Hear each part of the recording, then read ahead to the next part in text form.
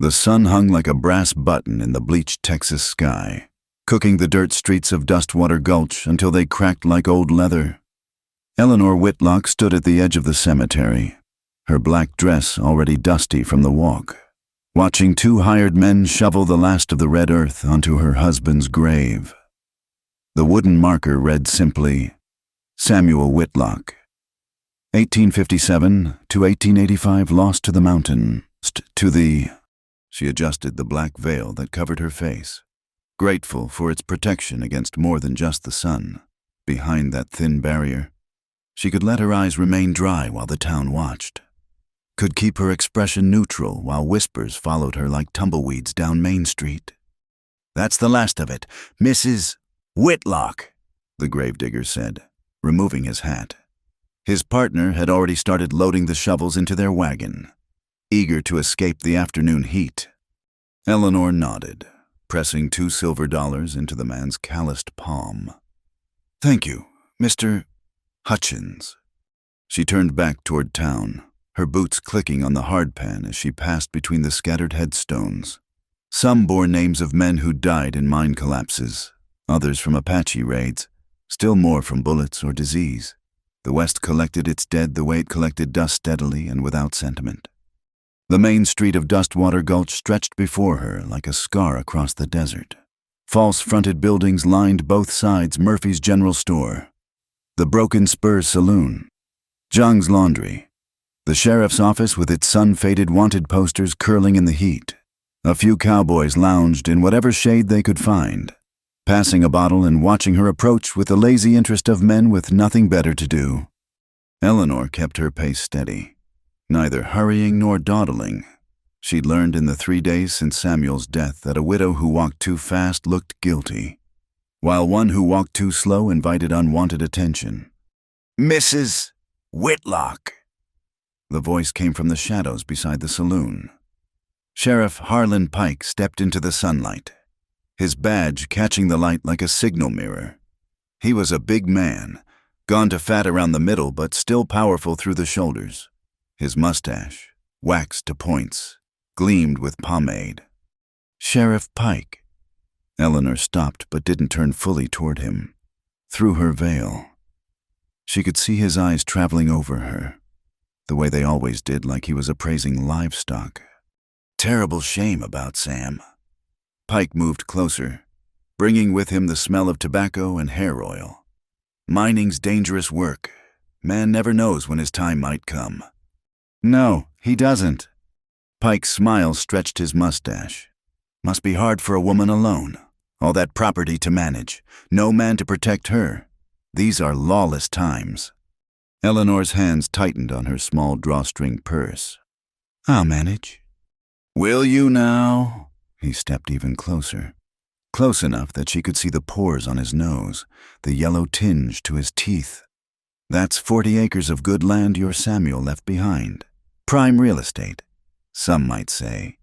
Might be wise to consider selling, moving somewhere safer." "The land isn't for sale, Sheriff." His eyes narrowed. "Everything's for sale, Mrs. Whitlock. Just a matter of finding the right price, or the right incentive." Before Eleanor could respond, the thunder of hooves filled the street. A rider approached from the south, his horse kicking up a cloud of dust that made Pike step back, coughing. The rider pulled up at the hitching post outside Murphy's, dismounting with the easy grace of a man who'd spent more time in the saddle than out of it. James Calder stood 6 feet in his boots, lean and weathered like jerky left too long in the sun. His face bore the permanent squint of someone who'd spent years scanning horizons, and a scar ran from his left temple to his jaw, a souvenir from a Confederate saber during the war. He wore his Colt .45 low on his hip, the holster tied down with a leather thong, marking him as a man who knew how to use it. He touched the brim of his hat as he passed. "Ma'am, Sheriff." Pike's jaw tightened. There was history there. Eleanor could tell the kind of bad blood that simmered just below the surface in towns like Dustwater Gulch. "Calder," Pike said, making the name sound like profanity. Thought you were staying out at that ranch of yours. Horse auction today. James's voice was quiet, with the hint of Virginia still softening his consonants despite 20 years in Texas. Came to see what stock Murphy brought in from San Antonio. Well, see to your business and get gone. We don't need your kind stirring up trouble.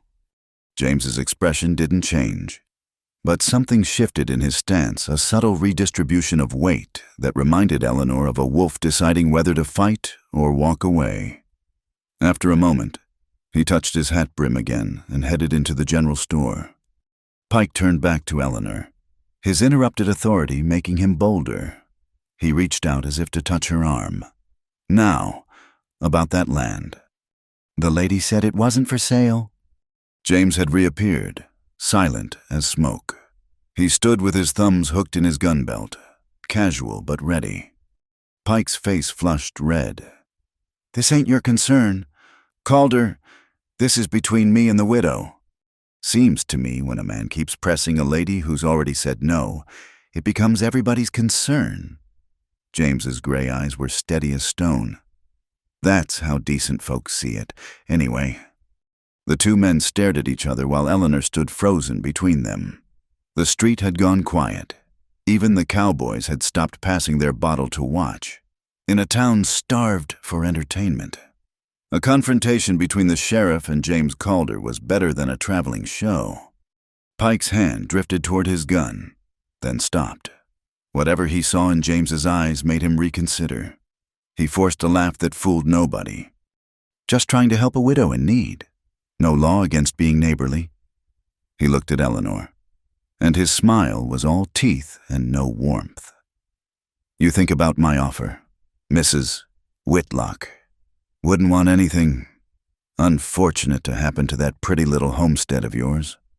He turned on his heel and stalked back toward his office, his boots raising little puffs of dust with each angry step. Eleanor found her voice. Thank you, Mr. Calder, but I can handle Sheriff Pike. James studied her for a moment.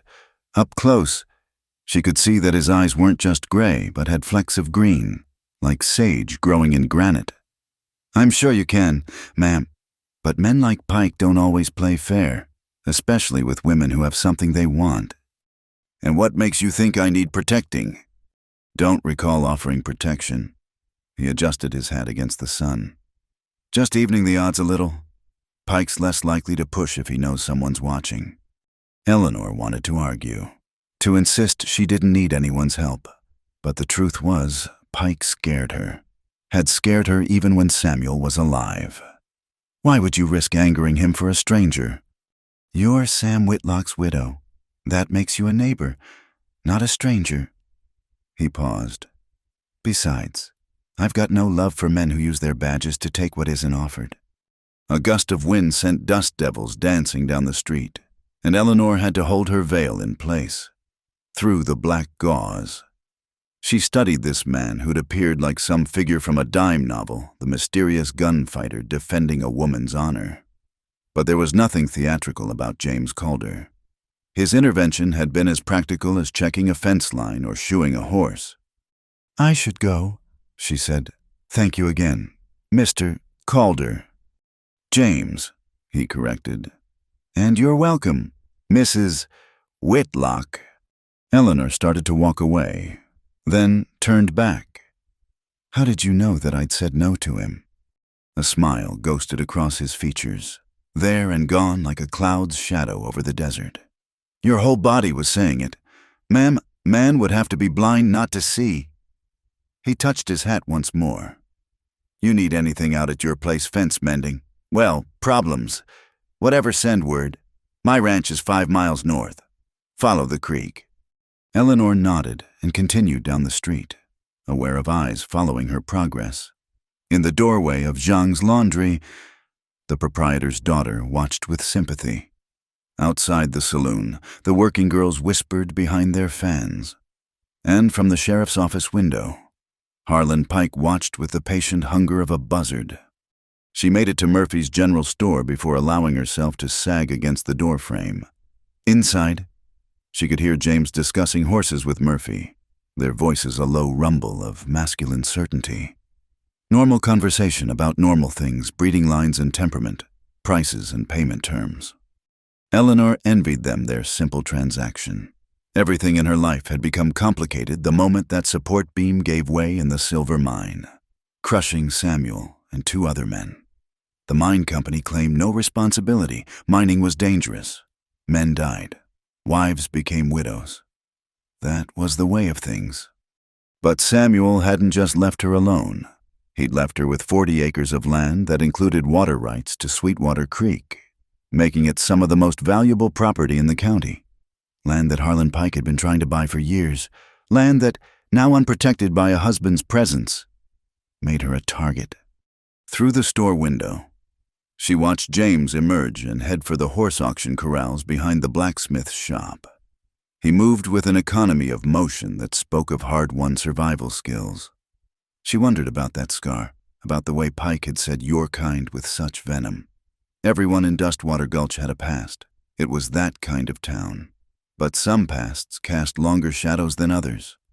The sun was beginning its descent toward the western hills, painting the sky the color of a fresh bruise. Eleanor straightened her spine and entered Murphy's store. She had supplies to buy, a ranch to run, and a life to somehow continue living. The black veil might hide her face, but it couldn't hide her from the truth she was alone in a hard country that had little mercy for women without men. But as she selected flour and coffee, salt pork and ammunition for the Henry rifle Samuel had taught her to shoot, Eleanor thought about gray-green eyes and a quiet offer of help. Maybe she wasn't quite as alone as she'd thought. Outside, the wind picked up again, sending tumbleweeds bouncing down Main Street like the ghosts of all the dreams that had died under the Texas sun. Eleanor made her purchases and loaded them into her wagon, aware of Sheriff Pike watching from his window. Aware, too, of James Calder at the auction, his presence a counterweight to Pike's malevolent attention. The widow adjusted her black veil one last time and climbed onto the wagon seat. She had a 3-mile ride back to her ranch, where the shadows were already growing long and the coyotes would soon begin their nightly chorus. Tomorrow would bring new challenges, new threats, new decisions to make. But for now, she would drive home through the gathering dusk, the wheels of her wagon cutting fresh tracks in the ancient dust of a land that cared nothing for the small human dramas playing out upon its surface. The West would test her. She knew. It tested everyone. Eleanor Whitlock gripped the reins tighter and headed home, unaware that their story was only just beginning. The morning sun crept across the floorboards of Eleanor's kitchen like spilled honey, illuminating the dust motes that danced in the air. She sat at the rough pine table, Samuel's ledger open before her, trying to make sense of numbers that seemed to mock her limited schooling. Outside, a rooster crowed for the 3rd time, reminding her that the day's work wouldn't wait for her to become a mathematician. 3 weeks had passed since Samuel's funeral, and the ranch was already showing signs of neglect. The fence along the eastern pasture sagged like an old man's smile. The well pump squeaked for want of oil, and somewhere in the roof, field mice had found a way in, their scratching keeping her awake at night. A knock at the door made her jump, coffee sloshing onto the ledger pages. Eleanor grabbed the Henry rifle from its place by the door before peering through the curtain. "It's Jeremiah, Mrs. Whitlock, from the smithy." Old Jeremiah stood on her porch, hat in hand, his dark face creased with worry. He'd been born into slavery in Georgia, found freedom in Texas after the war, and built the best blacksmith shop in 3 counties. Samuel had trusted him, which meant Eleanor did too. She opened the door but kept the rifle visible. "Morning, Jeremiah." "Ma'am." He shifted his weight. Uncomfortable. "I came to warn you. Sheriff Pike's been making rounds, talking to folks. Says you can't manage this place alone. Says it ain't proper." "Since when does Harlan Pike concern himself with what's proper?" A ghost of a smile crossed Jeremiah's weathered features. "Since that property started looking mighty attractive to him and his associates. He's got Judge Thornton's ear, talking about laws regarding women and land ownership." Eleanor's grip tightened on the rifle. Texas law says a widow inherits her husband's property. Yes, ma'am, it does, but laws can be bent by men who know how to bend them. Jeremiah glanced over his shoulder as if Pike might materialize from the morning shadows. He's also spreading talk. Says that you ain't right in the head since Samuel passed. Grief mad, he calls it. The words hit Eleanor like a slap. Grief mad. Says you've been seen talking to yourself at the cemetery. Says you're neglecting the property. That it's a danger to the community. Jeremiah's eyes held sympathy. I'm sorry to be the bearer of such news, but I figured you should know what's being said. Eleanor forced herself to breathe slowly. She had been visiting Samuel's grave. Yes, and perhaps she had spoken aloud to him once or twice. But grief-mad, it was a charge that could see a woman committed to an asylum, her property seized for the public good. Thank you for the warning. Jeremiah. He nodded, then hesitated. There's more, ma'am. Pike's hired some new deputies, rough men from the border towns, the kind that do their best work in the dark, if you take my meaning. After Jeremiah left, Eleanor stood in her doorway, watching his wagon disappear into the heat shimmer. The ranch spread before her 40 acres of scrub grass and mesquite, cut through by Sweetwater Creek. Not much to look at, unless you understood water rights in a drought-prone land. Then those 40 acres became a kingdom, and the creek a river of gold. She was still standing there when another rider appeared on the horizon. This time she recognized the easy slouch in the saddle, the way the horse and rider moved as one unit. James Calder pulled up at her gate, leading a second horse laden with fence posts and wire. Morning, Mrs. Whitlock. Noticed your eastern fence was looking poorly when I rode by last week. Thought you might need supplies. Eleanor studied him suspiciously. I didn't order any supplies. No, ma'am, but neighbors help neighbors. That's how it works out here. He dismounted, moving with that same economical grace she'd noticed in town. I can leave them by the barn if you'd prefer. You can settle up when you're able. Mr. Calder, James, I appreciate the gesture, but I can't accept charity. Not offering charity. He pulled a coil of wire from the pack horse. Offering credit. There's a difference. Your husband helped me break a dozen horses last spring. Never did get around to paying him proper. Figure this makes us closer to even. It was a lie, and they both knew it. Samuel had never mentioned helping James with horses, but it was a lie that allowed her to keep her pride, and for that, Eleanor was grateful. In that case, she said carefully, perhaps you'd accept some coffee before you go. He smiled, and it transformed his face, softening the hard edges. Coffee would be welcome. She led him to the kitchen, aware of how small the house must seem to him, how bare the furnishings. Samuel hadn't believed in spending money on comforts. Everything went back into the land or into his secret project, the mine that had eventually killed him. James sat at her table, his long legs barely fitting underneath, and accepted the cup she offered. His eyes took in everything, the loaded rifle, the scattered ledgers, the stack of overdue bills weighted down with a rock. Pike giving you trouble? It wasn't really a question. Some? Eleanor sat across from him, maintaining proper distance. He seems to think a woman can't run a ranch alone. Can't or shouldn't. Is there a difference? In his mind, James sipped his coffee thoughtfully. I've known women who could outwork and outthink most men. Knew a rancher's wife in Kansas who kept the whole operation running while her husband drank himself into the ground. Of course, she had to pretend he was still making the decisions, keep up appearances. And if she hadn't, then men like Pike would have found a way to take it from her. He set down his cup. That's what he's planning for you. Isn't it already started the whisper campaign? I'd wager, painting you as hysterical, incompetent, classic strategy. Eleanor stared at him. You sound like you've seen it before. More than once. His jaw tightened. Saw it during the war, too. When men want something, They'll find ways to justify taking it. Dress it up in law and morality, but underneath, it's just greed. And what do you want, Mr. Calder? Why are you really here?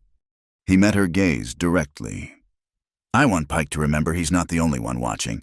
I want him to know that if something happens to you or your property, there'll be consequences.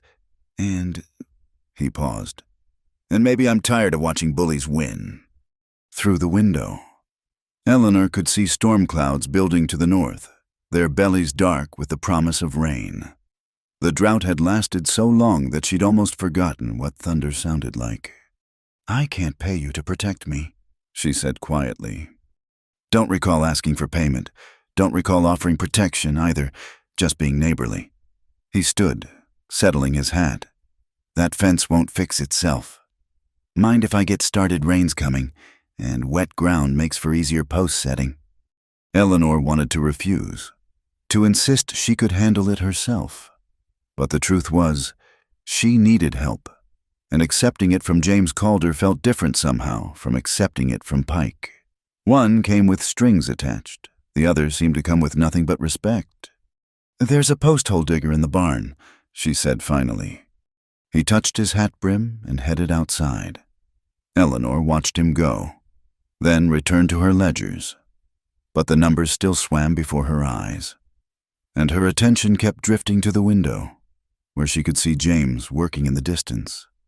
By noon, he'd set a dozen posts, his shirt soaked with sweat, his movements steady despite the heat. Eleanor packed a lunch cold biscuits, ham, pickled vegetables, and carried it out to him along with a jug of cool water from the well. They ate in the shade of a mesquite tree, the silence comfortable between them. The storm clouds had moved closer, and the air had taken on that electric quality that preceded a good rain. Can I ask you something? Eleanor said eventually. James nodded, waiting. That scar, was it really from the war? His hand moved unconsciously to his face. Shiloh, second day. Confederate cavalry caught us in the open. Man who gave me this was probably no older than 16. His voice held no bitterness, only a weary sadness. I was 18 myself, both of us just boys, trying to kill each other for reasons we barely understood. Did he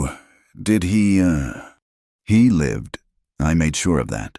Last I saw, his friends were carrying him back to their lines. James stared at the horizon. Some nights I wonder what became of him. If he made it home. If the war left him as marked as it left me. Eleanor understood then that the scar on his face was the least of what the war had done to James Calder. The real wounds were deeper, invisible, the kind that made a man seek solitude on a remote ranch where the only sounds were wind and cattle. Samuel never spoke of the war, she said. He was too old to serve. Spent those years digging for silver in Nevada. Said he did his part by finding metal for bullets. Maybe that was better, digging for hope instead of graves. The first drops of rain began to fall, fat and warm, raising small clouds of dust where they hit the ground. Eleanor lifted her face to the sky, letting the water wash over her. It had been so long since it rained that she'd almost forgotten the smell of it, that green, alive scent that promised growth and renewal. James stood, gathering the remains of their lunch. I should finish what I can before this really starts coming down. But before he could move away, the sound of horses made them both turn. 3 riders approached from the direction of town, their shapes blurred by the increasing rain. As they drew closer, Eleanor recognized the lead rider's bulk, Sheriff Pike, flanked by 2 men she didn't know. Hard men with hard faces, wearing their guns like old friends. Well. Pike didn't dismount, looking down at them from his horse. Isn't this cozy? The grieving widow, entertaining a man alone. What would folks think? They'd think neighbors help neighbors, James said evenly. Like they always have. Pike's eyes glittered. That what you call it helping looks more like something else from where I sit. He turned to Eleanor. You're making this easy for me. Mrs. Whitlock. A woman who can't observe proper mourning, carrying on with another man before her husband's even cold. Judge Thornton will be very interested to hear about this." "There's nothing improper happening here," Eleanor said, hating how defensive she sounded. "No, a woman alone with a man who's not her kin sharing meals, him working your land like he owns it." Pike shook his head in mock sadness. "Add that to the reports of your unstable behavior at the cemetery, and I'd say we have a clear case of a woman who needs protecting from herself." One of Pike's men, a scarred brute with dead eyes, shifted his hand toward his gun. The message was clear. James could leave now, or things would escalate. James didn't move. "You planning to draw on an unarmed man?" "Sheriff, in front of a witness, even Judge Thornton might have trouble explaining that away." Pike's face darkened. "You're armed enough. Calder, that colt on your hip ain't for show." "Neither is yours. Difference is, I'm not hiding behind a badge while I threaten women." The rain was falling harder now, turning the ground to mud, running off hat brims in small waterfalls. Eleanor felt it soaking through her dress, but she didn't move. This was a crucial moment.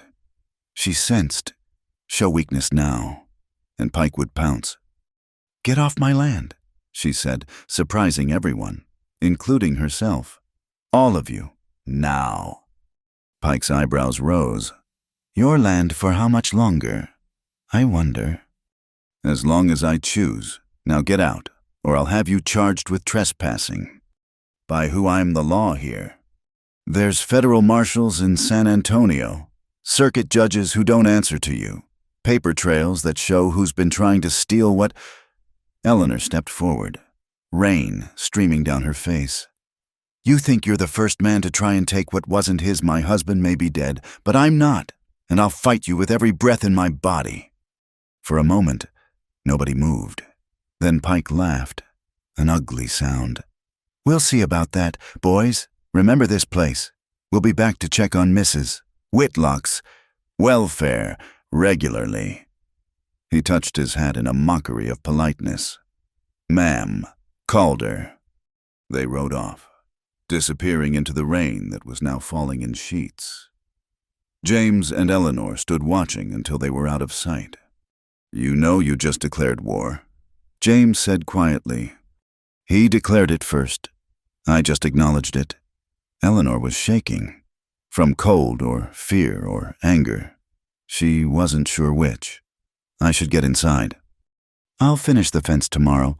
This rain's going to last a while." She turned to face him, rain running between them like a curtain. "Why are you doing this, really?" He was quiet for so long she thought he wouldn't answer. "Then, maybe because I'm tired of seeing the wrong people win. Maybe because your husband was a good man who deserved better than Pike dancing on his grave. Or maybe—" He paused. "Maybe because when I see you stand up to men like that, it reminds me there's still something worth fighting for in this world." He touched his hat and headed for his horse, leaving Eleanor standing in the rain. As she watched him ride away, she realized that something had shifted. She was still alone, still in danger, but she was no longer defenseless. She had an ally, unexpected and unexplained, but real. Thunder rolled across the Texas hills, and Eleanor lifted her face to the storm. Let Pike come. Let him bring his hired guns and his corrupt judge. She would not go quietly into whatever fate he'd planned for her. The widow walked back to her empty house, but for the first time since Samuel's death, she didn't feel quite so alone. The rain washed the dust from the windows, and somewhere in the distance, she could hear Sweetwater Creek beginning to run again, bringing life back to the thirsty land. The morning arrived with a commotion of whinnying horses and shouting men. Eleanor rushed to her window to see James Calder trying to control a magnificent bay stallion that was rearing and striking at the air, foam flying from its mouth. Behind him, 3 of his ranch hands struggled with a small herd of horses, all showing signs of sickness, heads hanging low, coats dull with sweat. Eleanor grabbed her shawl and hurried outside. What's wrong with them? James dismounted, his face grim. Found them like this at dawn. Something's got into them, could be loco weed, could be bad water. Lost 2 already. He ran a hand through his hair, a gesture of frustration she'd not seen from him before. Doc Henderson's laid up with a broken leg, and the nearest veterinary is 3 days' ride. Eleanor studied the horses, noting their labored breathing, the way they stumbled when they tried to walk. A memory stirred Samuel, teaching her about horses, showing her which plants could heal and which could harm. "Bring them to my barn," she said suddenly. James looked at her sharply. "Eleanor." It was the first time he'd used her given name, and they both noticed, but there wasn't time for propriety. "My husband taught me some things," she said. "I helped him treat horses sometimes. I might be able to help."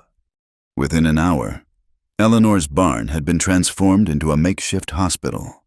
She moved among the horses with quiet confidence, checking their eyes, feeling their bellies, smelling their breath. James watched her work, surprised by her competence. "It's not loco weed," she announced.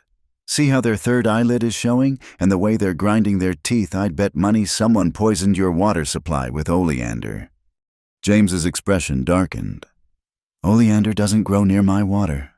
"No," Eleanor agreed, mixing herbs from her kitchen into a mash. Someone would have to put it there. The implication hung between them like smoke. Pike's threats had taken a new turn if he couldn't get to Eleanor directly. He'd go after those who helped her. They worked through the day, Eleanor showing James and his men how to dose the horses, how to walk them to keep their systems moving, how to recognize the signs of improvement or decline. As the sun reached its zenith, she shed her morning shawl, too focused on the work to worry about appearances. "Where'd you learn all this?" James asked as they took a break. "Sharing water from the well." "Samuel wasn't always a miner," Eleanor said. "When I met him, he was working as a horse trader in Missouri. He knew animals better than he knew people." She smiled sadly. "Maybe that's why he married me. I was as skittish as a Greenbroke filly." "How old were you?" 16. He was 35. She saw James's jaw tighten and hurried on. "It wasn't like that. My parents died of fever, and I had nowhere to go." Samuel offered marriage as protection, I suppose. He was kind to me, in his way. "But did you love him?" The question surprised them both.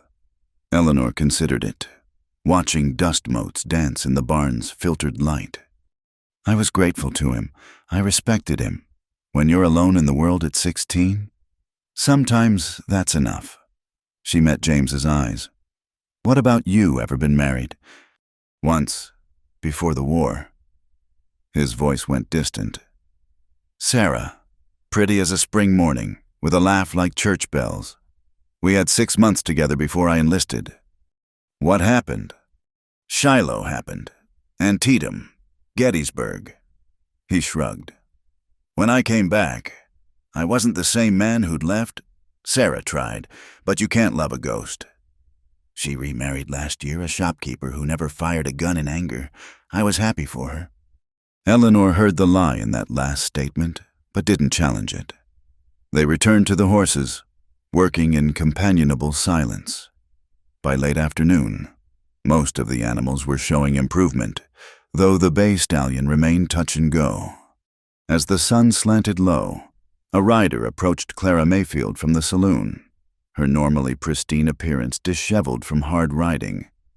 "Mrs. Whitlock Mister. Called her." She slid from her horse, breathless. "You need to know Pike's called a town meeting for tomorrow.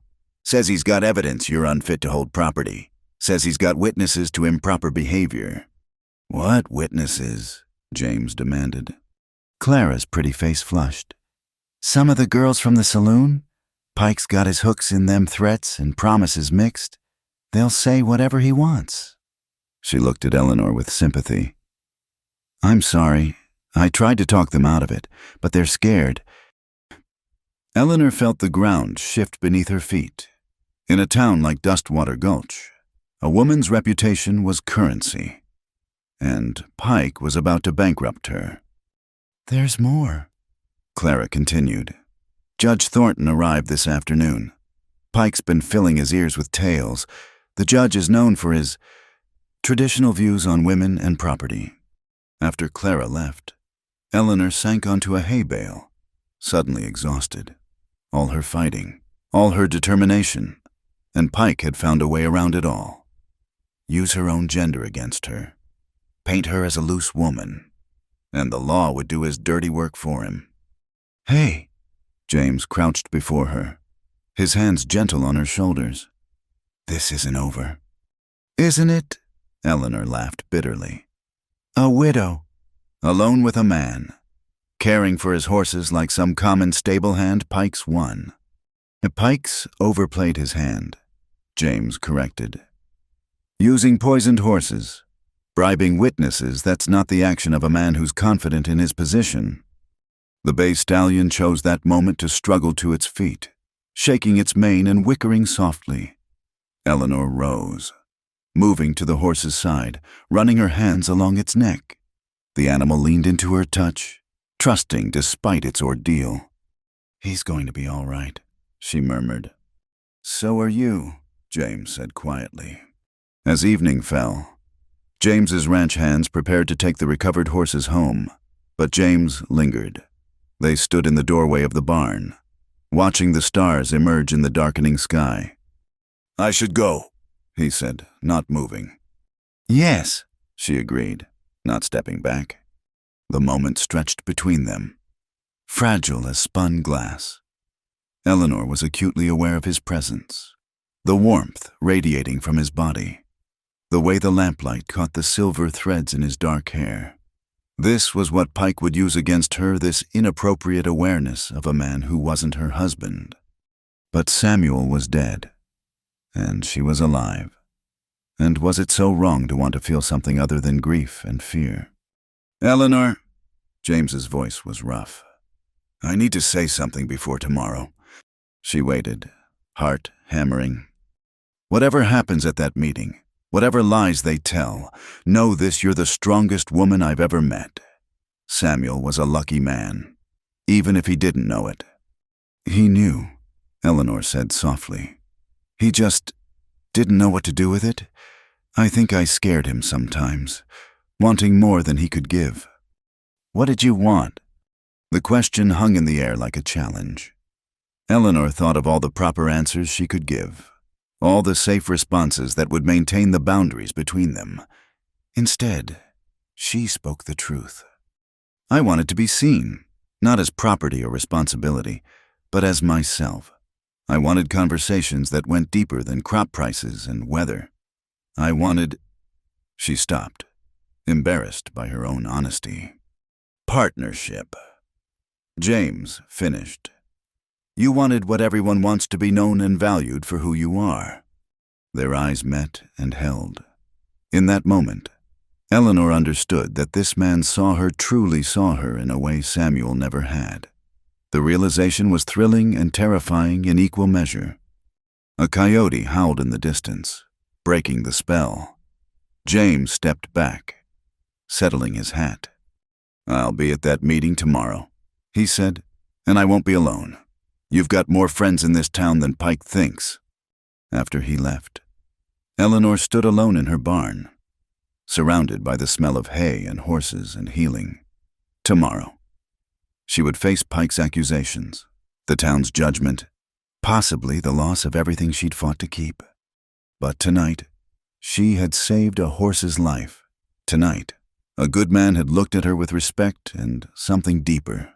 Tonight, she was not the grieving widow or the desperate landowner, but simply Eleanor, healer of horses, fighter of battles, keeper of hope. She closed the barn doors and walked back to her house, humming softly the first music that had passed her lips since Samuel's death. Through her window, she could see James's silhouette disappearing into the darkness, and she allowed herself to imagine, just for a moment, a different life. One where partnership meant shared burdens and doubled joys, where strength was admired rather than feared. The stars wheeled overhead, indifferent to human struggles, but Eleanor drew comfort from their constancy. Tomorrow would bring its trials, but she would meet them as she had met everything else, with spine straight and eyes clear. In town, Sheriff Pike was no doubt planning his triumph, counting his money before he'd won it. But Eleanor had learned something important today. She was not alone, and she was not without resources. The fight for her land, her freedom, her future, it was far from over. The widow prepared for bed, but for the first time in weeks, she didn't feel like a widow at all. She felt like a woman with choices to make and battles to win, and perhaps, if she dared to hope, a chance at the partnership she'd always craved. Outside, the recovered horses in James's care would be heading home under the stars, alive because of her knowledge and determination. It was a small victory, but Eleanor had learned to treasure those. They added up, like rain in a bucket, until suddenly you had enough to sustain life in a desert land. Tomorrow, Pike would try to tear her down, but tonight, Eleanor Whitlock stood tall, unbroken and unafraid. The sandstorm struck without warning on the day of the town meeting. Eleanor had just finished hitching her horses when the western horizon turned an ominous brown-black, like coffee grounds spilled across the sky. Within minutes, the wind rose from a whisper to a howl, carrying with it a wall of sand and grit that turned noon to twilight. Eleanor barely managed to get the horses back in the barn before the worst of it hit. Through the gaps in the barn walls, she could see nothing but swirling chaos. The meeting would have to be postponed. Nobody could travel in this weather. She settled in to wait out the storm, checking on her animals, when she heard pounding on the barn door. James burst in, leading his horse, both of them coated in dust. "Thank God you're here," he said, coughing. "I was halfway to town when this hit. Couldn't see my hand in front of my face." "What were you doing out in this?" Eleanor grabbed a bucket of water for his horse. "Coming to get you. Didn't want you traveling to the meeting alone." He shook sand from his hat. "Though I reckon Pike's plans are on hold now." The storm raged on, rattling the barn walls and sending dust through every crack. They worked together to calm the nervous animals, and Eleanor found an odd peace in the shared labor. Outside, the world was ending in wind and sand. Inside, there was only the circle of lamplight and the steady presence of a good man. "These storms," James said, leaning against a stall. "They say they can last hours, sometimes days." "I've got food in the house," Eleanor offered. "We should eat while we can." They made a dash for it, the wind nearly knocking Eleanor off her feet. James grabbed her arm, pulling her against him as they fought their way to the porch. For a moment after they stumbled inside, they stood pressed together, breathing hard, and Eleanor was acutely aware of every point of contact between them. She stepped away quickly, busying herself with lighting lamps. "I'll heat some stew." They ate while the storm battered the house. Sand hissing against the windows like angry snakes, James helped board up the worst gaps, and they settled in the main room to wait it out. "Tell me about Missouri." James said, "Before Samuel." Eleanor rarely spoke of those days, but something about the storm's isolation made it easier. "There's not much to tell. My parents had a small farm outside Independence. Papa grew corn. Mama kept chickens. I thought I'd marry the boy from the next farm over, have babies, grow old watching the seasons change. What happened? Cholera happened. Took them both in 3 days. The boy from the next farm suddenly didn't want a bride with no dowry and debts to pay." She smiled without humor. "Samuel was passing through, buying horses. He paid off the debts in exchange for marriage. Said he needed a wife to help establish himself in Texas. That's why you came here." He painted such pictures, wide open spaces, opportunity, freedom. I was 17 and desperate. It sounded like paradise. She gestured at the sand-darkened windows. He forgot to mention the storms. James chuckled. "Texas has a way of testing folks. Not everyone's built for it. And you, what keeps you here?" He was quiet for a long moment. "After the war, I couldn't go back to Virginia. Too many ghosts. Too many families missing sons because of choices I made. He stared at the lamp flame. Out here, the land doesn't care about your past. It only cares if you're strong enough to survive it. The wind suddenly died, as quickly as it had risen. The silence was almost more unsettling than the howling had been. They moved to the window, peering out at an alien landscape. Sand drifts had changed the topography, burying familiar landmarks. "The road's gone," Eleanor observed. "It'll take days to dig out." "Pike's meeting will have to wait," James agreed.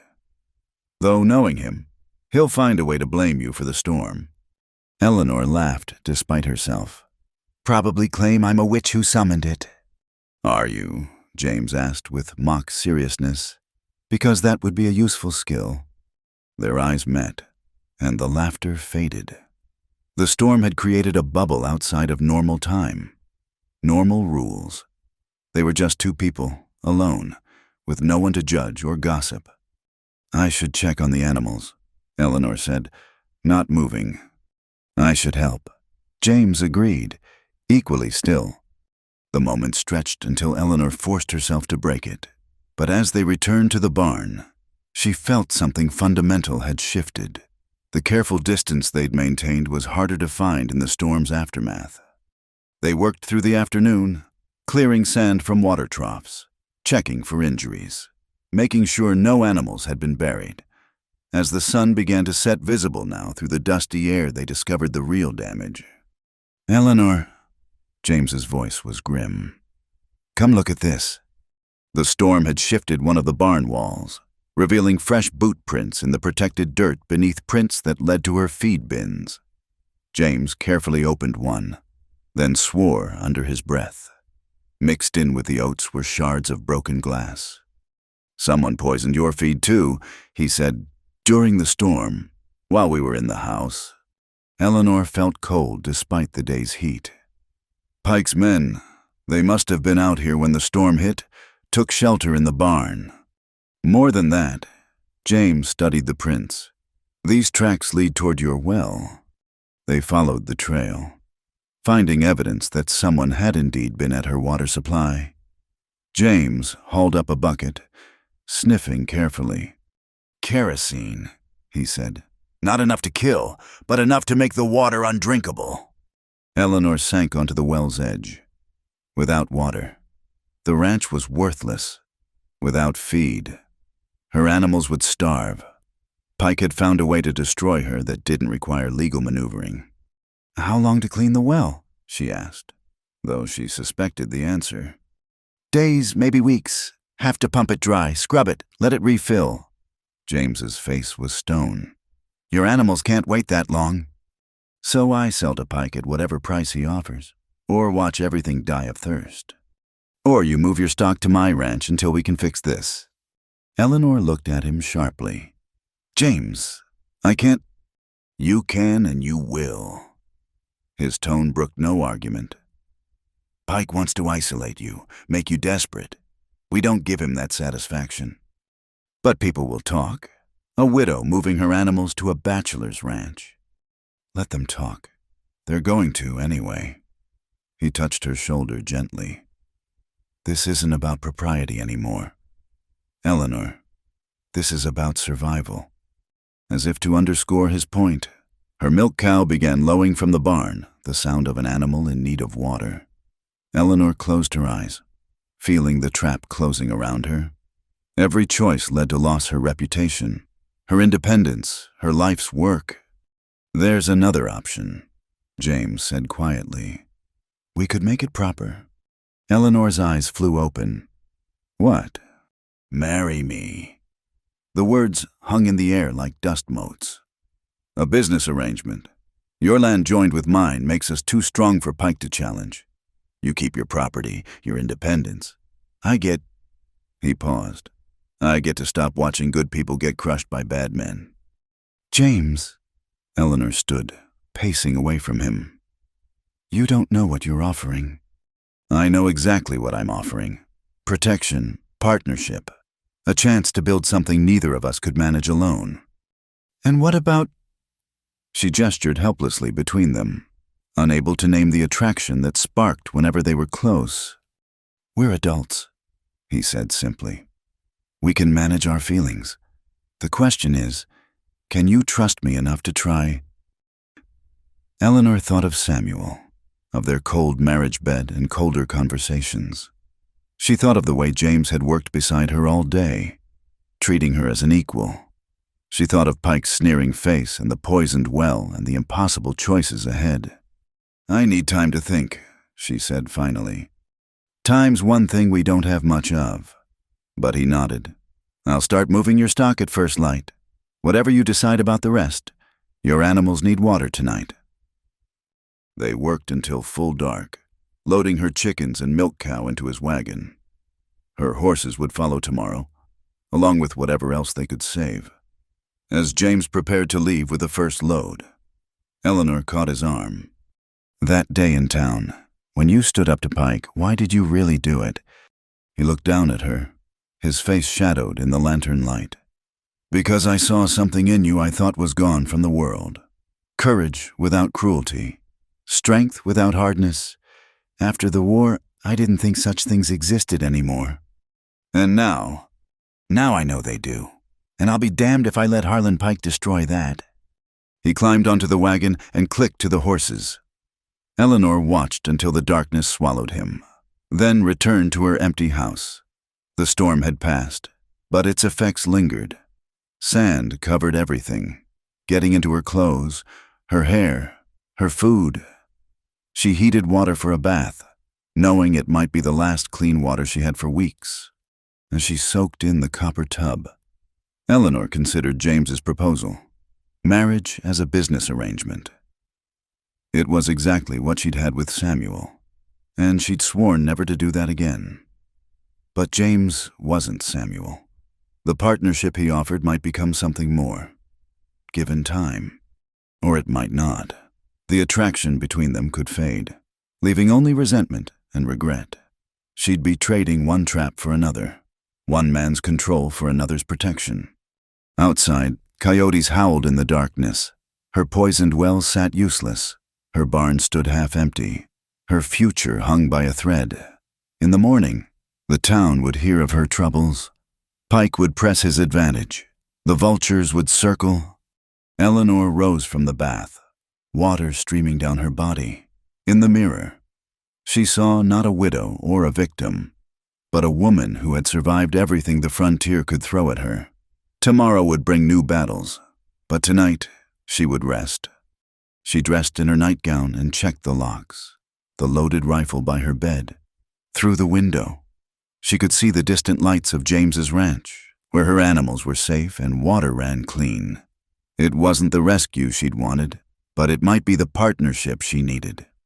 The storm had stripped away pretense, leaving only essential truths. She was a woman alone in a hostile land. James Calder was offering alliance against common enemies. Everything else, attraction, affection, the possibility of love, would have to wait. Eleanor blew out the lamp and lay in darkness, listening to the house settle around her. Tomorrow, she would have to choose. But tonight, she allowed herself to imagine a future where partnership meant more than mere survival, where strength was shared rather than hoarded, where even widows could find their way home. The fire crackled in James's study as Eleanor sat across from him, both nursing cups of coffee that had long gone cold. 3 weeks had passed since the sandstorm. 3 weeks of her animals sheltering at his ranch while they worked to clean her poisoned well. 3 weeks of carefully maintained distance despite working side by side each day. Tonight was different. Tonight, the walls they'd built were crumbling. "Tell me about Antietam," Eleanor said quietly. She'd seen him flinch at a thunderclap earlier, watched his hand go to his sidearm before he caught himself. "You don't have to, but sometimes the telling helps." James stared into the fire. September 17th, 1862. Bloodiest single day in American history. 23,000 casualties by sunset. His voice was flat, reciting facts like a report. "I was leading a company across Burnside Bridge. The rebels had the high ground, picking us off like bottles on a fence."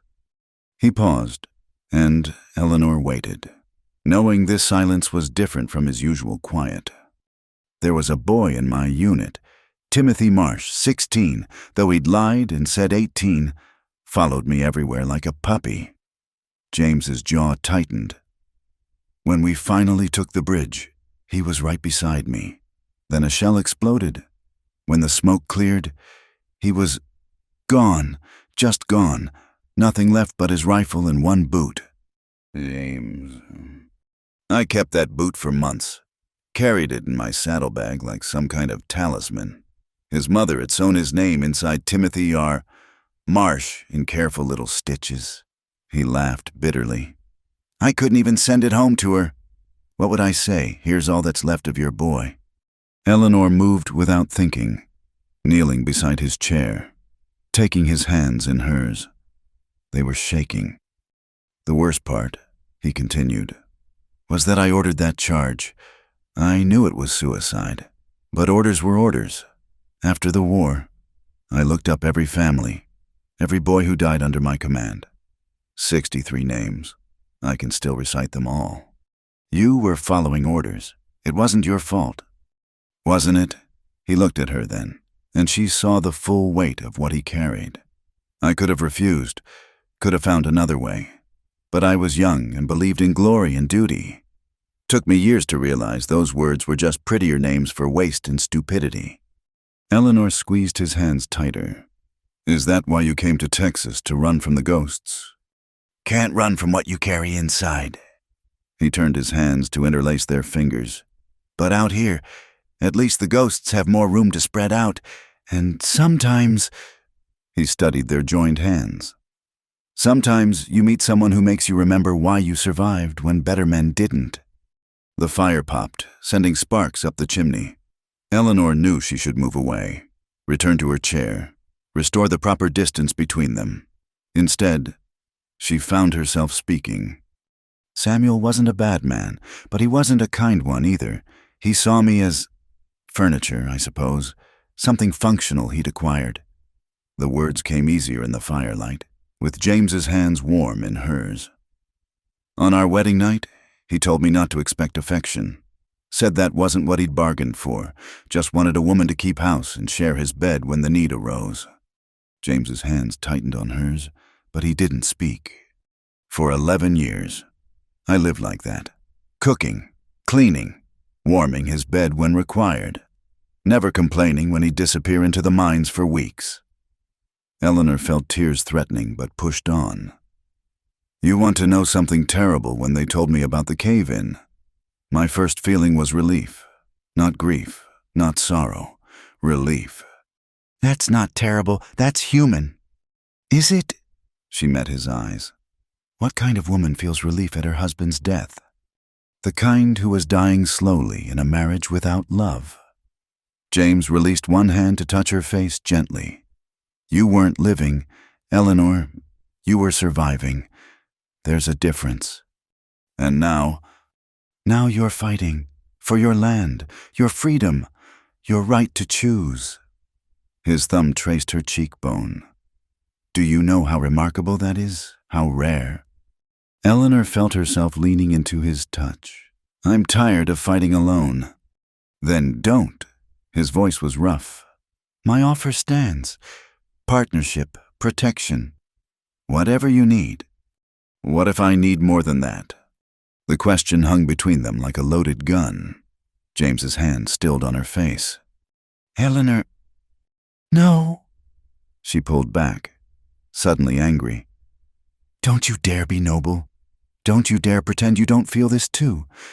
I've had 11 years of a man who didn't want me.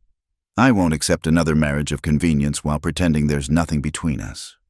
James stood abruptly, pacing to the fireplace. You think I don't feel it, Christ? Eleanor, I've wanted to kiss you since that first day in town, but you're vulnerable, grieving. I'm not grieving. Eleanor stood too, facing him across the room. I grieved my marriage while Samuel was alive. What I am is lonely. What I am is drawn to you in ways that terrify me. What I am is tired of being afraid. You should be afraid. His voice was harsh. I'm not a whole man. Eleanor, the war took pieces of me I'll never get back. I wake up screaming sometimes. I drink too much when the ghosts get loud. Eleanor crossed the room in 3 strides and kissed him. For a moment, he stood frozen. Then his arms came around her, pulling her against him with desperate hunger. The kiss was nothing like Samuel's perfunctory pecks. This was fire and need and 2 broken people finding something whole in each other. When they finally broke apart, both breathing hard, James rested his forehead against hers.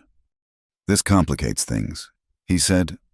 "Everything about my life is complicated." Eleanor's hands fisted in his shirt. "But this what I feel with you, this is the first simple thing I've known in years." "Simple?"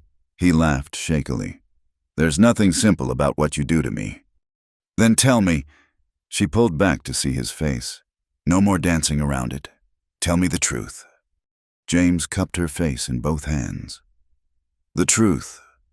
The truth is that you've haunted me since that first day, that I lie awake thinking about your voice, your hands, the way you stand up to men twice your size without flinching.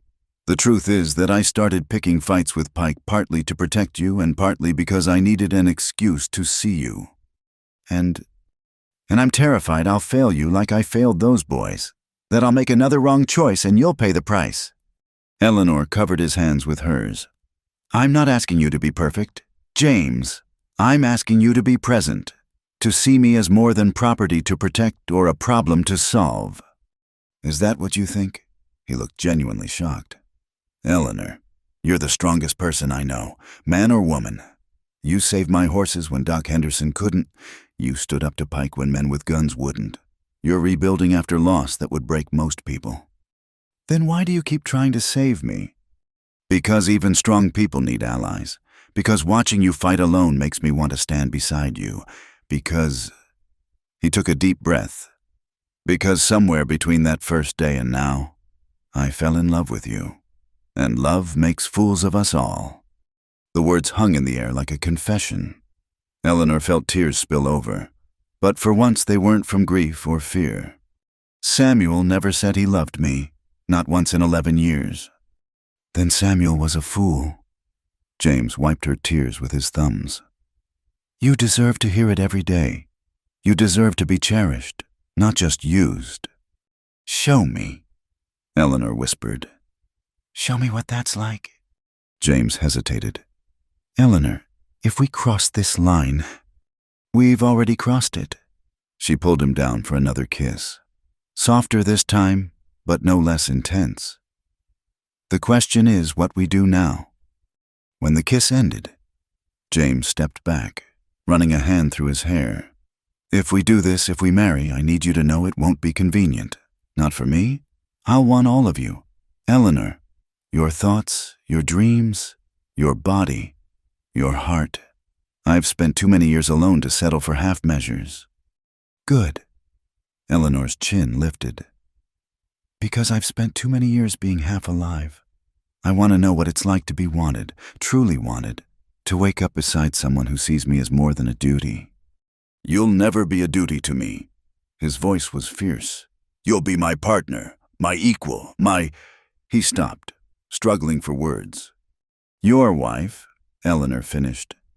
"If you'll have me, not because Pike is threatening me, not because it's practical, but because I choose you, James Calder, because when I'm with you, I remember who I was before life tried to break me." James crossed back to her, framing her face with gentle hands. "Is that a yes to my proposal?" "That's a yes to everything." Eleanor smiled through her tears. "To partnership and protection and whatever else we can build together. To facing down ghosts and fighting for our future. To learning what love looks like when both people choose it freely." "Eleanor Whitlock," James said formally. "Will you marry me, not for convenience or protection, but because I love you and want to spend whatever years God grants us learning all the ways to show you that?" "Yes," she breathed. "Yes to all of it." This time when he kissed her, it was a promise, not just of passion, though, that was there, simmering beneath the surface, but of patience, partnership, and the possibility of healing. When they finally parted, both were trembling. "We should tell people," Eleanor said practically, though her hands were still tangled in his shirt. "Pike will hear soon enough. And tomorrow," James interrupted. "Tonight, let's just be no Pike, no threats, no poisoned wells, just us." They settled back by the fire. Eleanor curled against James's side, his arm around her shoulders. For the first time since Samuel's death, longer. If she was honest, Eleanor felt safe. Not because a man was protecting her, but because she'd chosen her protector. And he'd chosen her in return. "Tell me about Virginia," she said softly. "Before the war, when you were young and believed in glory." So he did, painting pictures of green hills and dogwood blossoms, of a boy who'd ridden to war expecting adventure and found only horror. She told him about Missouri Springs, about the dreams she'd had before cholera stole her family. They traded stories like gifts, each revelation bringing them closer. Outside, the Texas night stretched vast and dark, full of unknown dangers. But inside, by the fire, two wounded souls were finally beginning to heal. The rain came suddenly that night, a rare blessing in the drought-stricken Texas plains. Eleanor stood at the window of James's ranch house, watching the water streak down the glass, turning the world into a blur of shadows and silver. Behind her, she could hear James banking the fire, the domestic sounds both foreign and comforting after so many years of solitude. They had announced their engagement that morning. The town's reaction had been swift and predictable shock from the respectable women, knowing looks from the saloon girls, and cold fury from Sheriff Pike. But Judge Thornton had been forced to acknowledge that a married woman's property rights were ironclad. Even in Texas, Pike's legal maneuvering had hit a wall. Now, as night fell and the rain intensified, Eleanor felt the weight of the past months pressing down on her. The constant vigilance, the fear, the loneliness, all of it seemed to gather in her chest like a physical thing. "You're trembling," James said softly, coming up behind her. She hadn't realized she was, "I suppose I am." Second thoughts. Eleanor turned to face him. He'd removed his vest and rolled up his sleeves, looking more relaxed than she'd ever seen him. The lamplight caught the silver threads in his dark hair, the lines around his eyes that spoke of laughter as well as sorrow. "No second thoughts," she said. "Just processing for so long. I've been in survival mode, fighting Pike, fighting the drought, fighting to keep the ranch. I'm not sure I remember how to just be." James reached out, his fingers gentle on her cheek. "When was the last time someone took care of you, Eleanor?" The question broke something inside her. The tears came suddenly, 11 years' worth of unshed sorrow flooding out in great, gasping sobs. James pulled her against him, holding her while she cried for the girl who'd lost her parents, for the woman who'd endured a loveless marriage, for all the small deaths that had led her to this moment. "I'm sorry," she gasped between sobs. "I don't know why." "Don't apologize." His voice was fierce. "Not for this, not ever for this." He led her to the settee by the fire, cradling her against his chest while the storm of emotion ran its course. His hands stroked her hair, her back, offering comfort without demand. Eleanor had forgotten what it felt like to be held like this, as if she were precious, breakable, worth protecting. When the tears finally subsided, she felt empty but clean, like a wound that had finally been drained of poison. "Better?" James asked, pressing a handkerchief into her hand. "Yes." Eleanor wiped her eyes, suddenly self-conscious. "I must look a fright. You look like a woman who's been carrying the world on her shoulders for too long." He tucked a strand of hair behind her ear. "Beautiful." Eleanor laughed shakily. "Samuel used to say crying was weakness, that strong women didn't need tears." Samuel was wrong about a lot of things. James's jaw tightened. "Tears aren't weakness. Eleanor, they're release. God knows I've shed my share. She looked at him in surprise. Men in the frontier didn't admit to crying. After Antietam, he continued, I found a quiet spot behind the field hospital and wept like a child, for the boys we'd lost, for the ones still screaming in the surgeon's tent, for what we'd all become. My sergeant found me. Know what he said? Eleanor shook her head. He said, Captain, a man who can't weep for the fallen ain't fit to lead the living. Then he sat with me while I finished crying, and we went back to war. Thunder rolled across the plains, and Eleanor shivered, without thinking. She reached up to touch the black mourning veil she'd worn constantly since Samuel's death. It was her armor, her shield against the world's prying eyes. You don't need it anymore, James said quietly, understanding her gesture. Not with me. Eleanor's hands moved to the pins holding the veil in place. Such a simple thing, removing a piece of fabric. But as she lifted it away, she felt naked, exposed. The firelight played across her face without barrier for the first time in months. James's breath caught. There you are, he whispered. The woman I fell in love with. He traced the tear tracks on her cheeks, his touch reverent. Every tear you've hidden, every sorrow you've swallowed, I want to know them all. Share them with me. Eleanor, let me help carry them. I don't know how, she admitted. I've been alone so long. Then we'll learn together. He kissed her forehead gently. We've got time. Eleanor closed her eyes, leaning into him. The rain drummed steadily on the roof, creating a cocoon of sound around them. When James's lips found hers, the kiss was different from their desperate embraces of the previous night. This was slow, tender, a careful exploration of this new territory between them. When they parted, Eleanor was breathless. James! I know. His voice was rough. We should wait. Court properly. But God help me. Eleanor, I've waited my whole life for you. She understood. The same urgency thrummed through her veins, not just desire, though that was there, but a deeper need to cement this connection, to prove it was real. The preacher comes through next week. She said, Too long. James pulled her closer. There's a justice of the peace in Millerton. We could go tomorrow. People will talk. Let them. His hands framed her face. I want you to be my wife, Eleanor. Not next week, not next month. Now, tonight, if I could manage it. The old Eleanor would have worried about propriety, about what the town would think. But that Eleanor had been slowly dying for 11 years. This new Eleanor, the one who'd found her voice and her strength, wanted to seize happiness with both hands. Yes, she said simply.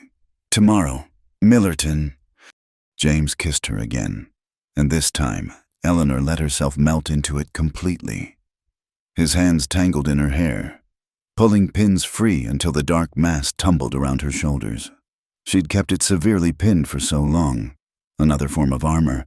Now, with it loose and James's fingers running through it, she felt wild, free.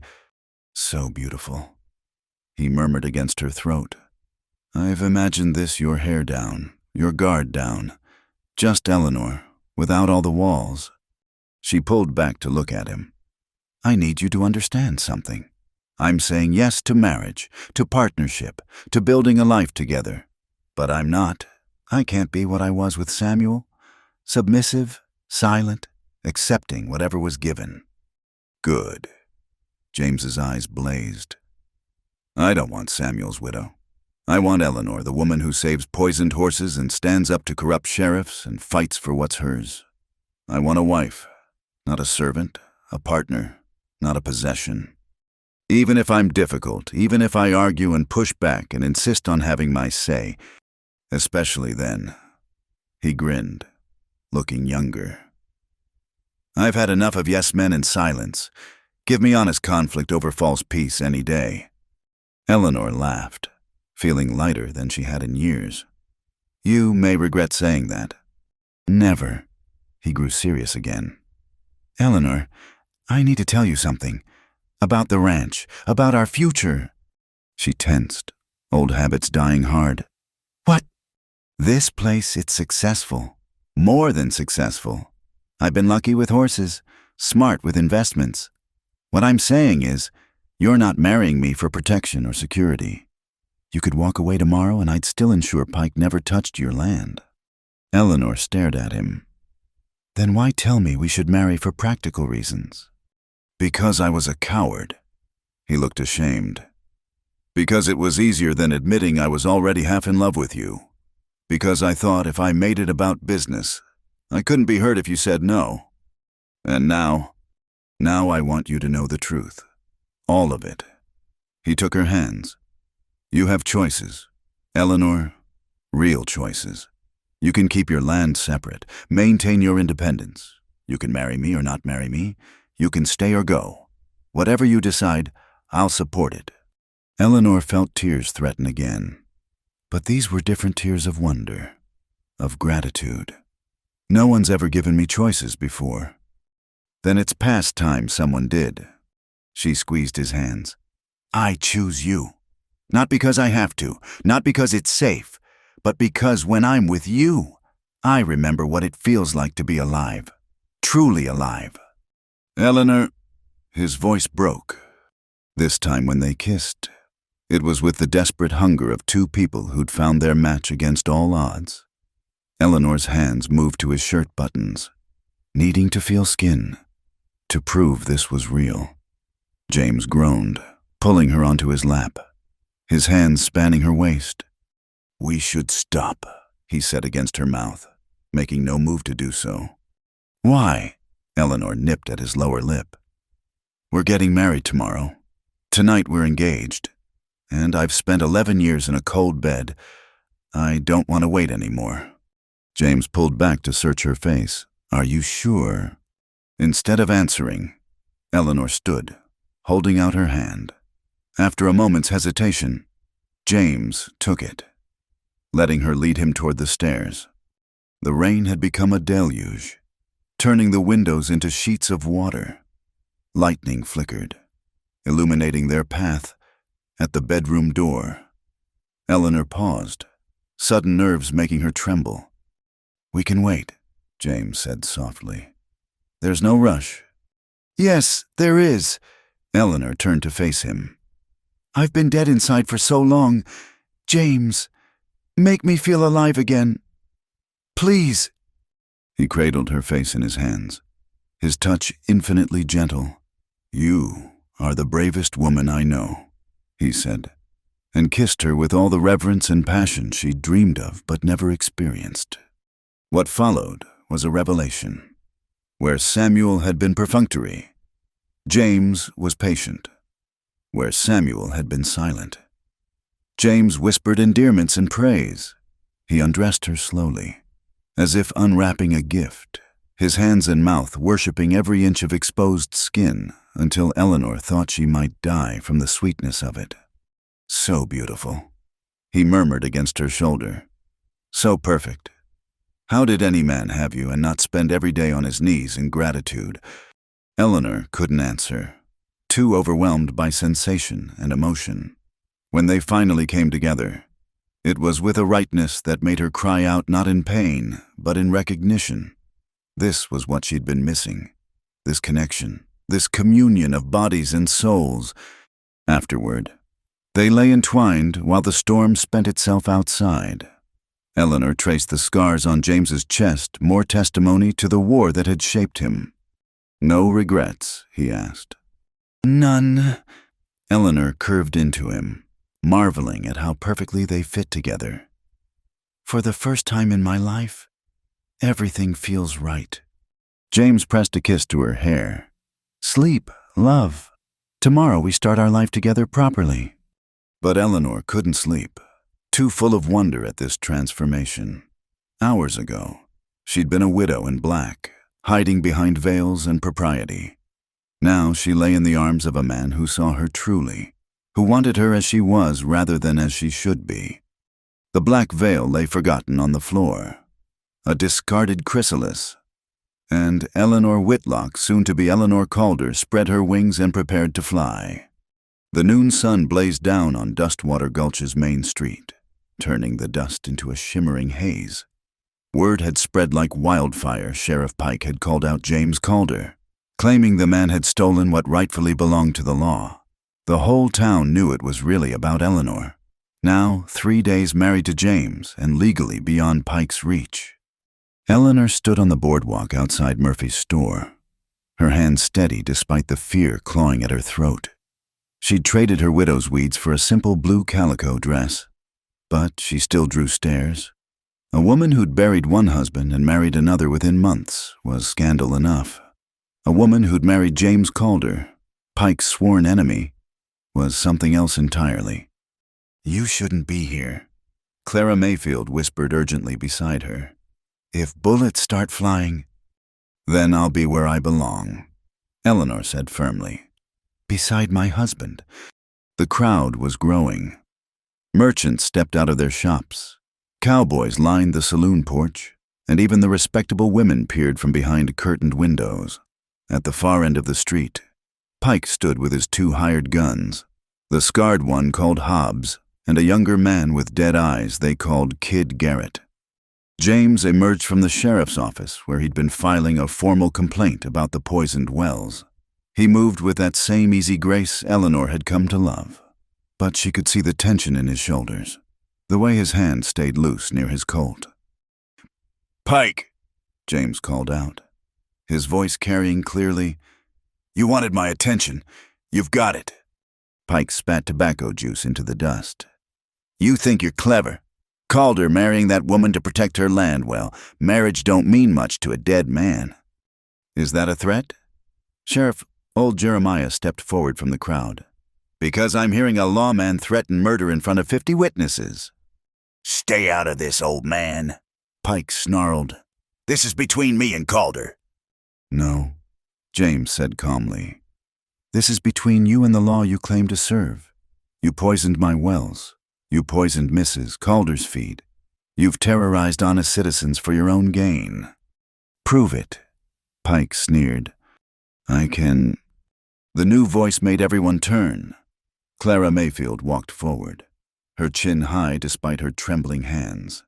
She carried a leather portfolio. "Clara, no!" one of the other saloon girls hissed.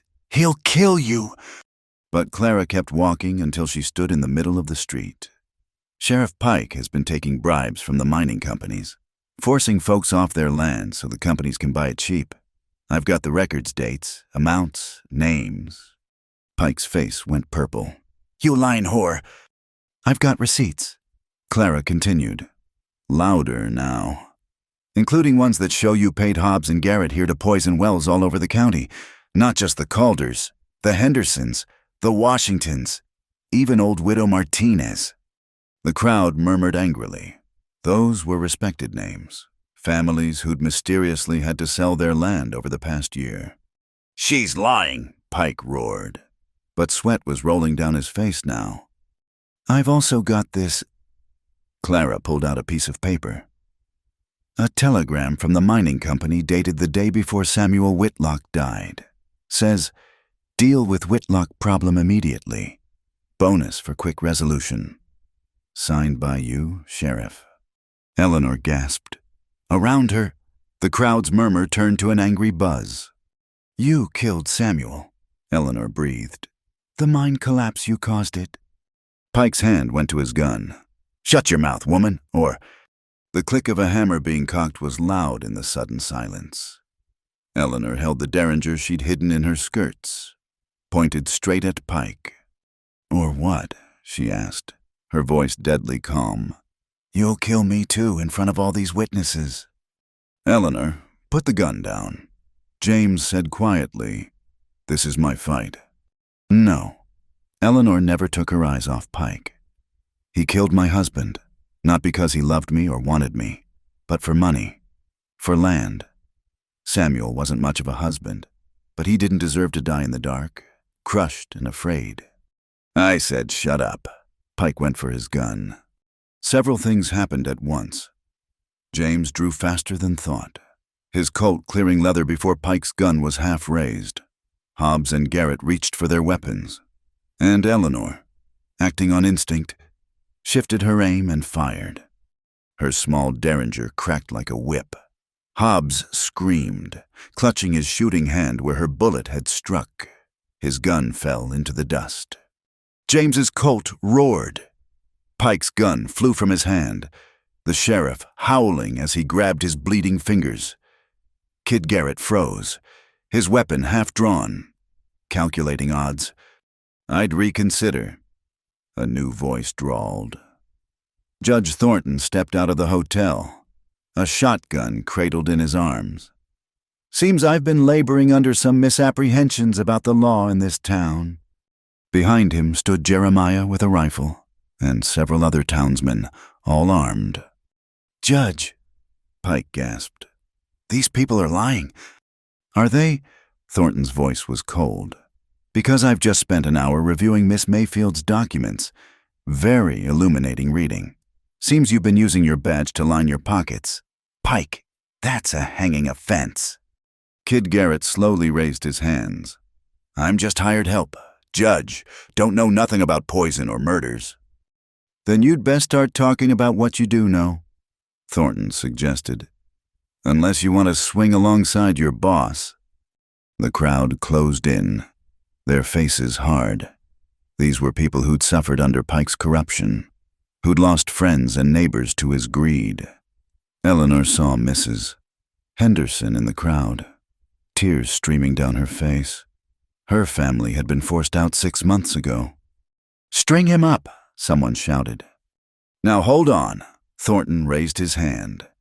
"We'll do this legal. Pike, you're under arrest for murder, corruption, and about 15 other charges I'll think of by nightfall. Hobbs, Garrett, you're accomplices unless you start talking real quick." As the crowd surged forward to seize Pike, James moved to Eleanor's side. "That was a hell of a shot." She was shaking now, the derringer loose in her grip. "Samuel taught me, said a woman should know how to defend herself. I never thought—" She looked at Pike being dragged toward the jail. "I could have killed him." "But you didn't." James gently took the gun from her hand. "You stopped him from killing me. There's a difference." Clara approached tentatively. "I'm sorry I didn't speak up sooner. I was scared." Eleanor pulled the younger woman into a fierce hug. "You spoke when it mattered. That took real courage." "What'll happen now?" Clara asked. Judge Thornton overheard. "Now we have a trial, a real one, with real evidence. And then—" He looked at Pike being shoved into a cell. "Then justice, finally." The crowd began to disperse, but not before many stopped to shake James's hand or nod respectfully to Eleanor. The fear that had gripped the town for so long was breaking apart like river ice in spring. "Mrs. Calder." Thornton tipped his hat to Eleanor. "I owe you an apology. I let Pike convince me you were unstable, unfit. I should have looked deeper." "You're looking now." Eleanor said simply, "That's what matters?" As the judge walked away, James wrapped an arm around Eleanor's shoulders. "Come on, let's go home." They walked to their wagon, Eleanor acutely aware of the eyes following them. But these weren't the hostile stares of before. There was respect now, even admiration. "Eleanor, Mrs." Washington hurried over, her weathered face bright with tears. "Is it true? Did Pike poison our well too?" Eleanor took the older woman's hands. "I'm afraid so, but it's over now. He can't hurt anyone else." "We lost everything," Mrs. Washington whispered. "Had to move in with my sister in town." "Maybe not everything," James said quietly.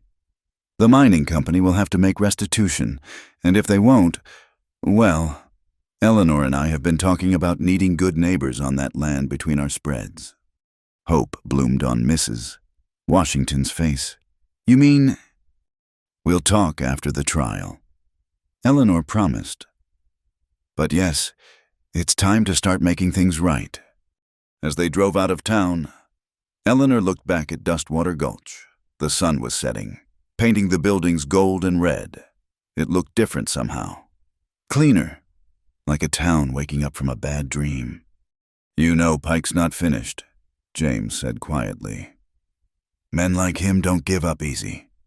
He's got money hidden somewhere, connections, even from jail. I know.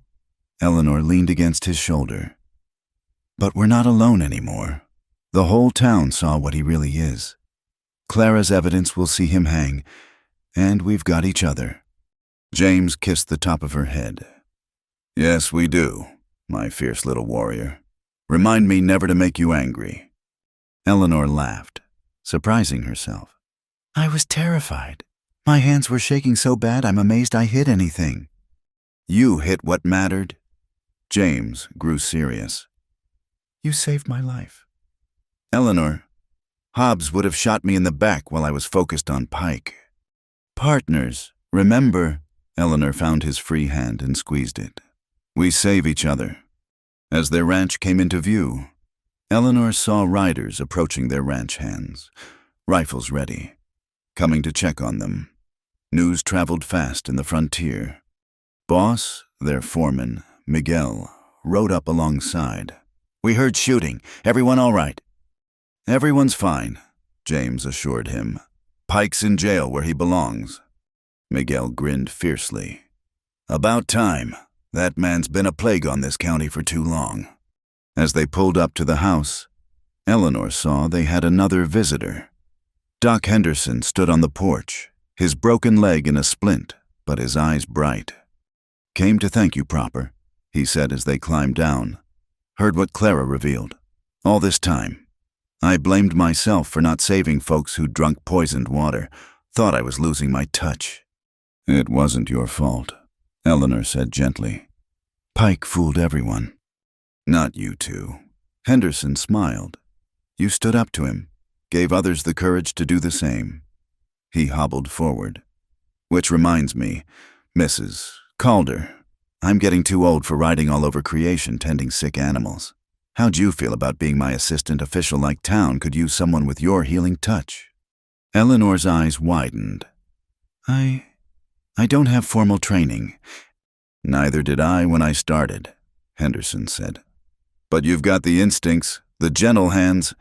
I could teach you the rest. Say yes, James murmured in her ear. You're brilliant at it. Eleanor thought of the horses she'd saved, the knowledge Samuel had shared almost grudgingly that she'd absorbed like a sponge. Yes, I'd like that very much. Henderson beamed. Good. Come by when this trial nonsense is over. We'll start your learning proper. After he left, James and Eleanor stood on their porch, watching the sun sink toward the horizon. The day's violence seemed distant now, overshadowed by the promise of new beginnings. From desperate widow to respected wife and apprentice healer, James mused. All in a few months. You're remarkable. Eleanor Calder. We're remarkable, she corrected, turning in his arms. I couldn't have done any of this alone. Sure you could have. James kissed her softly. But I'm glad you didn't have to. As stars began to appear in the darkening sky, Eleanor thought about Samuel, buried in his lonely grave. She'd see him properly honored now that the truth was known. He'd been a cold husband, but not an evil man. He deserved justice. But that was tomorrow's task. Tonight, she was home, safe in the arms of a man who saw her strength as a gift rather than a threat. Tomorrow would bring the trial, the rebuilding, the slow work of healing a wounded community. Tonight, Eleanor Calder was exactly where she belonged. 5 years had passed since Sheriff Pike swung from the gallows, and Dustwater Gulch had transformed into something unrecognizable from its dark days. Eleanor stood on the porch of the new schoolhouse, watching children pour out into the afternoon sun, including many whose families had returned after Pike's reign ended. Mrs. Calder. Little Beth Washington ran up, pigtails bouncing. Look what I drew. Eleanor knelt to examine the picture a horse, carefully rendered in chalk. That's wonderful. Beth, you've captured the mare's spirit perfectly. Papa says you saved her when she was sick. Is that true? Your father helped, Eleanor said, remembering the night they'd fought to save the Washington's last horse from colic. Sometimes we all need to work together. Beth scampered off to join her friends, and Eleanor straightened to find James watching from astride his horse, that familiar half-smile playing at his lips. "Admiring your handiwork?" he asked, dismounting. Eleanor looked at the school built where Pike's corrupt courthouse once stood, then at the children playing freely. "Our handiwork. None of this would exist without you." "Without us," he corrected, pulling her close. "Always us. Remember." The sound of an approaching wagon made them turn. Doc Henderson sat up front, with Clara Mayfield beside him. Clara had married the doctor 2 years prior, a match that had shocked the proper folks, but surprised no one who really knew them. "Eleanor," Clara called out, "we've got news." The women embraced while the men shook hands. Clara was glowing, one hand resting protectively on her rounded belly. "Doc finally let me tell people," she beamed. "After losing the last 2, he wanted to be sure." "Oh, Clara," Eleanor hugged her friend tighter. "How far along?" "5 months. Doc says everything looks perfect." Clara's eyes misted. "We're thinking of naming him Samuel if it's a boy, to honor your first husband. He deserved better than Pike gave him." Eleanor felt her throat tighten. "He would have been honored." "Speaking of honors," Doc Henderson said, "the Territorial Board approved your certification. Eleanor, you're officially a licensed veterinary practitioner, first woman in Texas to hold the title." James whooped, lifting Eleanor off her feet and spinning her around. "That's my wife. I knew those stuffed shirts in Austin would see sense eventually." "Put me down, you fool." Eleanor laughed, but she was crying 2 happy tears this time. 5 years of study, of fighting for recognition, of proving herself over and over. And now, finally, acknowledgement. "We should celebrate," Clara declared. "Dinner at our place. Miguel and his wife are coming, and Jeremiah promised to bring his famous cornbread." As they made plans, Eleanor noticed a familiar figure approaching on foot, a woman in morning black, heavily veiled, clutching a carpet bag, something in her posture, the way she held herself despite obvious exhaustion, caught Eleanor's attention. "Excuse me," Eleanor said, moving toward the stranger. "Can I help you?" The woman lifted her veil, revealing a young face marked by grief and determination. "I'm looking for Mrs. Eleanor Calder. They said in town she helps women in difficult situations." Eleanor's heart clenched. She saw herself 5 years ago desperate, alone, fighting for survival in a hostile world. "I'm Eleanor Calder," she said gently. "And yes, I help where I can. What's your name?" "Margaret Sinclair. My husband died 3 weeks ago. Mining accident." The woman's voice trembled. "His partner is trying to claim the mine, says a woman can't hold mineral rights. I have nowhere else to go." Eleanor looked back at James, who nodded without hesitation. They'd done this before, taken in widows, helped them fight for their rights, provided sanctuary while they found their feet. "You'll stay with us," Eleanor said firmly. "Tomorrow, we'll visit Judge Thornton. He's fair, nothing like the old regime, and sort out your legal situation. Tonight, you rest." Margaret Sinclair's composure finally cracked. I can pay. I have a little saved." "We'll discuss that later," Eleanor said. "For now, you're our guest. Clara, might we postpone that dinner I think Mrs. Sinclair needs quiet more than celebration?" "Of course." Clara squeezed Margaret's hand. "I understand what you're going through. We all do. You're among friends now." As they helped Margaret to the wagon, Eleanor caught sight of their reflection in the schoolhouse window, a tableau of women supporting each other, with good men standing ready to help but not control. Later that evening, after Margaret had been settled in the guest room with hot food and gentle reassurances, Eleanor and James sat on their porch watching the sunset paint the desert in shades of gold and crimson. She reminds me of you, James said quietly. That first day in town, trying so hard to be strong. I was terrified, Eleanor admitted, but too proud to show it. And now look at you. He gestured toward the thriving ranch, the horses in the pasture, the medical supplies shed where she treated animals from across the county. Eleanor Calder, licensed veterinarian, protector of widows, builder of schools, the woman who brought down a corrupt sheriff and helped reshape a town. We reshaped it, Eleanor corrected. You, me, Clara, Jeremiah, the Washingtons, everyone who stood up that day in the street. Change doesn't happen because of one person. No, James agreed. But sometimes one person shows others it's possible. A small cry from inside the house made them both smile. Eleanor rose, returning moments later with a bundle in her arms. Someone wanted to watch the sunset with his parents, she said, settling back beside James with their son. 6-month-old Henry Calder had his father's gray-green eyes and his mother's determined chin. He reached for James's finger with a grip that promised future strength. My boys, Eleanor murmured, contentment washing over her like warm honey. Ma! Another voice called from inside. 3-year-old Sarah came toddling out, dark curls wild from her nap. Where, baby? Right here, sweetheart. James scooped up their daughter, settling her on his other knee. Gentle with your brother.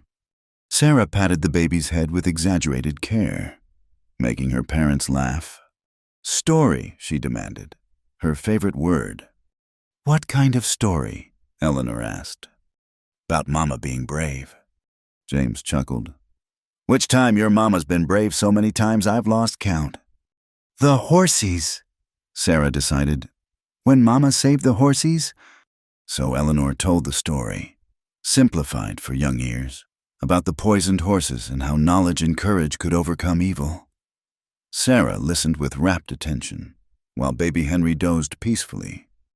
Just like Margaret Sinclair, Eleanor concluded. Sometimes being brave means asking for help, and sometimes it means being the one who gives it. We help her? Sarah asked. Yes, sweetling, we help her. Good. Sarah nodded decisively, then yawned. More people should help. From the mouths of babes, Eleanor thought, exchanging a look with James. As night fell and they carried their children inside, Eleanor paused in the doorway. 5 years ago, she'd been a widow in black, hidden behind veils, fighting just to survive another day. Now she was a mother, a healer, a voice for those who hadn't found their own yet. The land was still harsh, the sun still burned, the storm still raged, and there would always be those who sought to prey on the vulnerable. But now there was also community, justice, and hope. Eleanor, James called softly from inside. You coming? Yes, she said, taking one last look at the stars beginning to emerge in the vast Texas sky. I'm coming home. She closed the door on the night, but not on the world. Tomorrow there would be more work, Margaret's case to argue, animals to tend, children to teach. The widow's veil had been burned years ago, but its absence had revealed not just tears, but strength, compassion, and an endless capacity for growth. Eleanor Calder had learned that survival was just the beginning. What came after the building, the healing, the loving that was truly living. And as she joined her family in the warm lamplight of their home, she knew that every tear shed in darkness had been worth it to stand in this light. The desert wind whispered across the ranch, carrying the scent of sage and possibility. And somewhere in Dustwater Gulch, another woman in morning blacks was learning that she didn't have to face her trials alone. The cycle continued, as it always had and always would. But now it turned toward hope instead of despair, community instead of isolation, love instead of mere survival. And that, Eleanor thought as she kissed her children goodnight and felt James's arms come around her, made all the difference in the world. Thank you so much for listening to this story of love and resilience in the Old West. I'd love to hear where you're listening from. Please share in the comments below so we can connect and exchange our thoughts about Eleanor and James's journey. If you enjoyed this tale, please subscribe to Wild West Night for more stories that bring the frontier to life. Don't forget to like this video and hit that hype button to help more people discover these tales of courage, love, and the indomitable human spirit. Until next time, partners.